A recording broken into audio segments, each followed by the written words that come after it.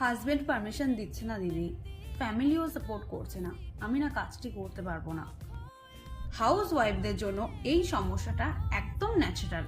But একটা জিনিস কি জানো, তুমি যদি নিজে ইন্ডিপেন্ডেন্ট হওয়ার জন্য কারোর উপর ডিপেন্ড হয়ে তারপর ডিসিশন নাও, তাহলে কখনোই ইন্ডিপেন্ডেন্ট হতে পারবে না।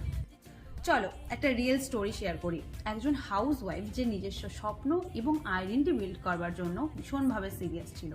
সে তার ফ্যামিলির সাথে ডিসকাশন করে, ইনফ্যাক্ট তার হাজব্যান্ডের সাথে ডিসকাশন করে যে অনলাইন ডিজিটাল ওয়ার্ক করার পারমিশন সে পায়নি, তবে সে নিজের গ্রোথ এবং ড্রিমের সাথে কম্প্রোমাইজ করেনি।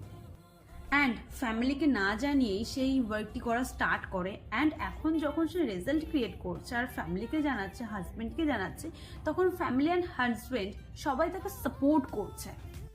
মোরাল অফ দ্য স্টোরি, যখন স্ট্রাগল করবে তখন তোমার ফ্যামিলি পার্সনও তোমাকে হেল্প করবে না, সাপোর্ট করবে না। বাট যখন তুমি রেজাল্ট ক্রিয়েট করবে তখন সকলে তোমাকে সাপোর্ট করবার জন্য আসবে। সো নিজের গ্রোথ এবং ড্রিম ফুলফিল করবার ডিসিশন কারোর উপর ডিপেন্ড করে কম্প্রোমাইজ করো না। ওকে, অল দ্য ভেরি বেস্ট।